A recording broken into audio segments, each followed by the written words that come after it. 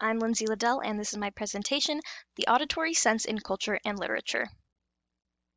So the main claim is the use of auditory language creates vivid imagery in text. It connects the reader to written and unwritten meanings. Auditory imagery can set tone and emotion during a written conversation.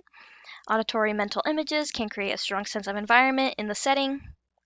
Auditory imagery is a common tool used to create symbolism of social standing evolution. A page from WebMD writes, sound causes the eardrum and its tiny attached bones in the middle portion of the ear to vibrate, and the vibrations are conducted to the nearby conchlia. The spiral-shaped conchlia is the inner part of the ear. It transforms sound into nerve impulses that travel to the brain. Hearing is used in a lot of corners of life, one of the main ones being education. Learning from infancy is generally heavily dependent on hearing, although there are other learning skills that work around hearing. Auditory learning is still most commonly used. The next is communication, which includes speech and communication through song. And then entertainment, which includes television, radio, music. And then awareness, such as surroundings, such as if you're driving and you hear an ambulance, hearing is very important. So cultural representation. Through the years, sound and ears have had a large impact. Something we've all learned throughout our school years is the impact of music through the years. And then ears and the auditory organ have been highlighted and decorated in many ways throughout history. So then ears and audio in ancient Egyptian culture.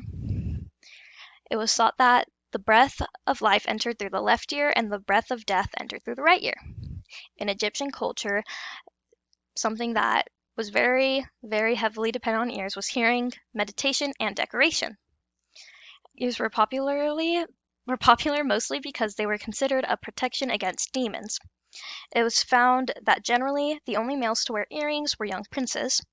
And in this photo right here are ear studs that were shown at the Met Fifth Avenue Museum, and they were found to be found between the 1500s and 1200 BC.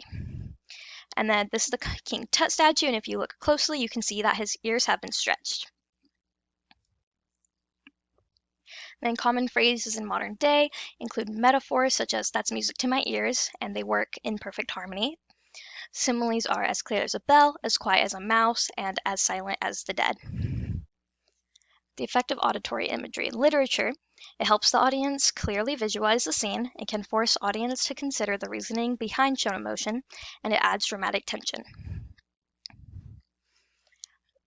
So in Araby, Joyce wrote, "My aunt said Tim energetically," therefore giving the tone in the conversation. And then there are some other examples, such as "Ho," I said, pulling at the blanket in confusion, which was in The Soft-Hearted Sue, section 1. And then the next one, also from the same short story, goes, "Like thunder, an angry voice shouted curses and threats into my ear." The last being, "Ha ha ha, my son, I cannot live without the medicine man. I heard my father cry when the sacred man was gone." These all show the tone and emotion that were being conveyed through the conversation. And then auditory imagery that establishes environment. It was our shouts echoed in the silent street, giving off the feeling that the street was empty and there was no life shown. Then "who's there? Whose noise is this that cries on murder?" from Othello. Then North Richmond Street, being blind, was a quiet street except at the hour when the Christian Brothers' School set the boys free. Lastly, "I heard the rain impinge upon the earth, its fine incessant needles of water playing in the sodden beds," which really helps show the weather of the environment.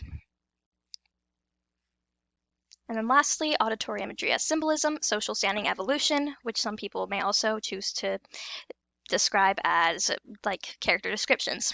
So the first one, always eat food in such a way that it won't turn someone else's stomach, which was written in Girl by Jamaica Kincaid. And to explain this one, although it doesn't directly mention sound, it is known that like one way to eat properly, well-mannered, was eating with your mouth closed so there were no noises, which is a very primitive type. And next is amid the curses of laborers and shrill litanies of shop boys who stood on guard by the barrels of pigs' cheeks, the nasal chanting of street singers who sang a "Come All You" about O'Donovan Rossa, or a ballad about the troubles in our native land. Although this does also show the environment, it also shows, such as, like, you could look deeper into it, like the shrill litanies of the shop boys, showing that their characteristics, that they were very shrill and young, and they weren't very, like, I don't know a perfect word for it, but they were not of high social standing. They were not shown to be very well mannered, etc.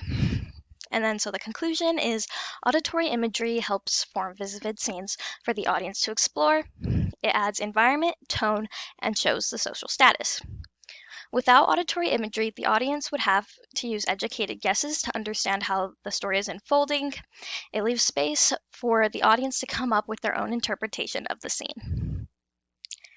And that's the end. Thank you for watching.